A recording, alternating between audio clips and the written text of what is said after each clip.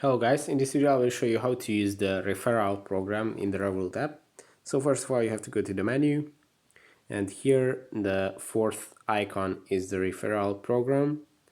Just tap on the icon, and here is the menu for the referral program. As you can see, if you invite your friends you can earn 112 Romanian RON for each friend.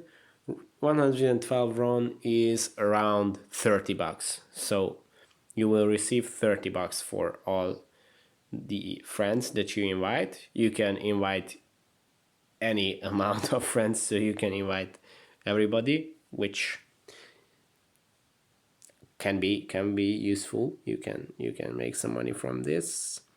And one thing that you have to know, that if you invite a friend you won't receive the money right away, but only after your friend activates his or her card, and I think spends some money with the card. I'm not sure how much, I think around 10 or 20 bucks.